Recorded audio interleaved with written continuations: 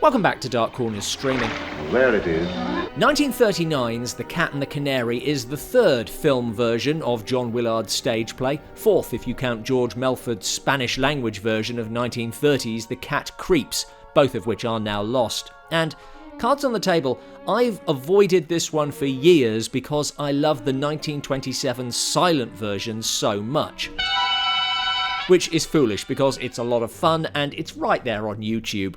Although this is very much tailored for Bob Hope, playing actor Wally Campbell, introducing your favourite and mine, Wally Campbell. It still retains the old dark house charm of the original. It reminds me of a lot of melodramas and murder mysteries I've played in. Featuring the classic setup of a family gathering for a will reading. You'll read his will in the library at midnight, just 10 years from the time he died.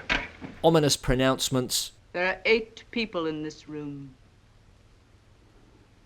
One will die before morning. And a maniac stalking the grounds. One of our patients got away from us this afternoon. Alongside Hope is Paulette Goddard, the plucky heroine and apparent target of the killer, making the most of a role that could have easily left her as Hope's straight woman. Oh, I can't. Of all the ridiculous things I ever saw in my life. Except there's a maniac loose in this house and we'll all be murdered in our beds. There's also a supporting cast of eccentrics and possible suspects. Murders committed frequently for less money than old Cyrus left. The classic set pieces are instantly recognisable from the earlier films. This silent version is also on YouTube, by the way. The standard tropes of the genre are present and correct. Thank heaven I can tell you who they... And Hope is on form in cowardly hero mode. Even my goose pimples have goose pimples. With the wisecracks coming thick and fast and hitting his usual bases. What's your game, Campbell? My game? Oh, I shoot between 90 and 100. Mention must also be made of genre favourite George Zucco in a surprisingly straight role. Mr. Norman was afraid that the shock of inheriting the fortune might prove too much for an unbalanced brain. And Gail Sondergaard as housekeeper Miss Lou. What are you doing in there? Waiting. Stealing scenes with an underplayed balance of creepy and comical. My friends from the other world.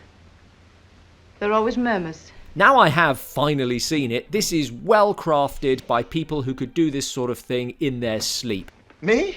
There are spirits all around you. And at just under an hour and a quarter, it doesn't outstay its welcome, which is good because I'm not sure it could sustain a whisker longer. I don't need a gun with jokes like that. It doesn't measure up to the silent version, directed by Paul Lenny, who also directed The Man Who Laughs, check out our special on that, which is a classic of the genre. This, for the most part, lacks the style and visual inventiveness. Although the final act, while brief, has more atmosphere than the rest of the film put together, and adds some genuine tension to the laughs.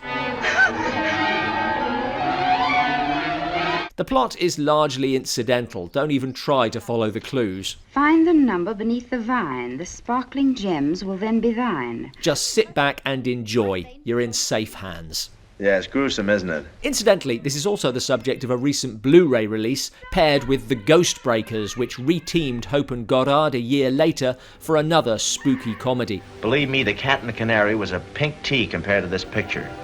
It all starts on one terrible night. Also well worth your time, but not on YouTube.